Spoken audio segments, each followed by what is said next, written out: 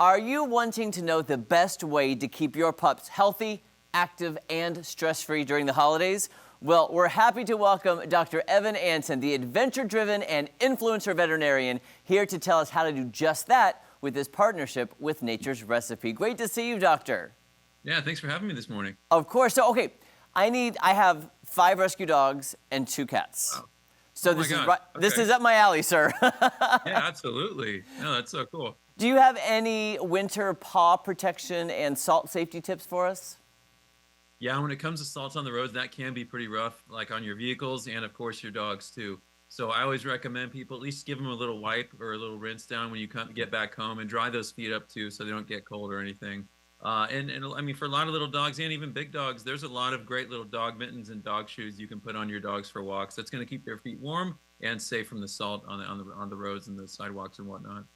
Yeah, you should see my dogs. It's been cold here in Missouri, and I have a little white little dog who keeps one paw in the air because she thinks if she puts it all down, it's not going to be cold. She's so adorable. So I think I need those little mittens for her. Yes.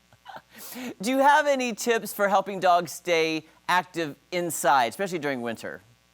Yeah, it's all about that mental stimulation and physical enrichment. And so there are activities you can do with dogs indoors. You can play, I mean, depending on the size of your home, you can still play fetch and things like that inside.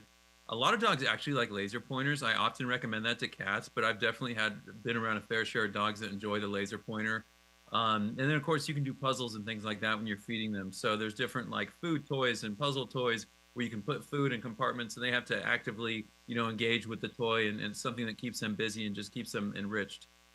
That's a great tip. During winter time, how can we help our local shelters in this cold season? And I know, what kind of donations that can actually go a long way to help them. Obviously money is one of the best things you can give a shelter. Good shelter is going to spend it the right way, and that's giving it towards the animals.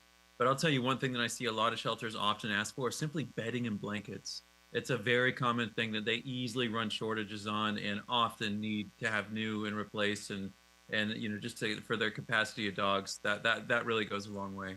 Yeah, it really does. And, especially the holiday season, since I have 5 dogs, it's hard to travel with 5. But do you have any tips for safe holiday travel with the pets?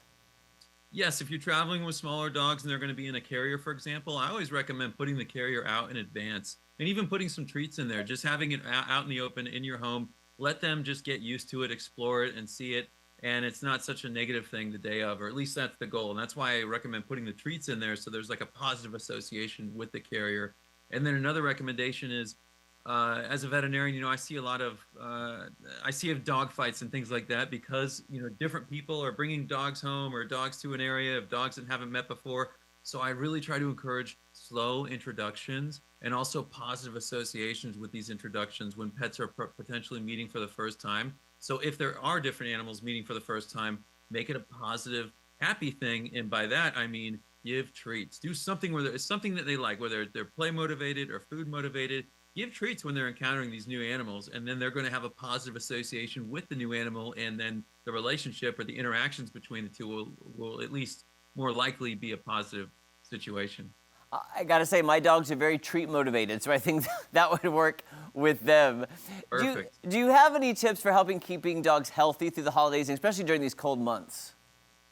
Yeah, I mean, one of the best things, and this isn't just the holidays, it's year round, and that's just having them on good quality nutrition.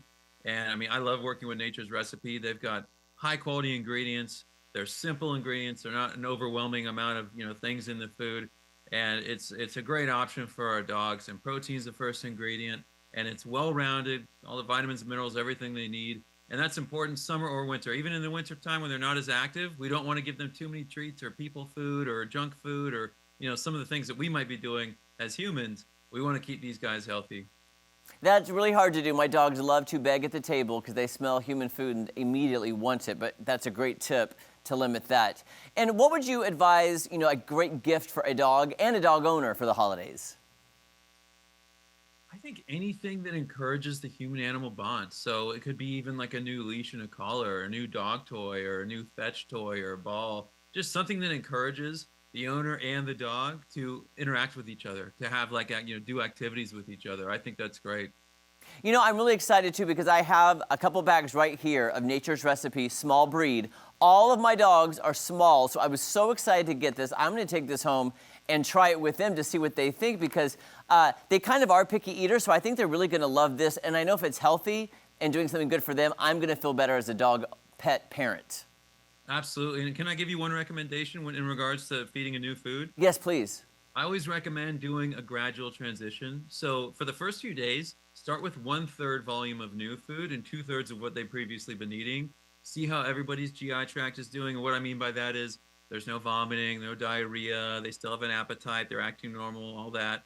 If that's good for a few days, then switch that ratio. So now it's 2/3 of the new food, 1/3 old food. If things are still looking good, great, we can make that full transition. But sometimes for dogs with sensitive tummies, if we do a complete, transition overnight, it might not be agreeable with them at first. So we try to just slowly transition them into the new diet. Oh, thank you for that tip. Otherwise, I probably would have just given them a whole big bowl of this. But I like that because I want to keep them as healthy for as long as I can, Doctor. Thank you so much for That way this. you don't have to see me as often. Exactly. I don't want to have to see you. Where can people Exactly. go for more information on everything you talked about today? naturesrecipe.com. You can learn a lot about their diets right there. Well, Dr. Anton, thank you so much for being here and for your expertise, and I will let you know how my pups react and like Nature's Recipe. I look forward to it. Let me know. I sure will. Thank you and happy holidays. Likewise.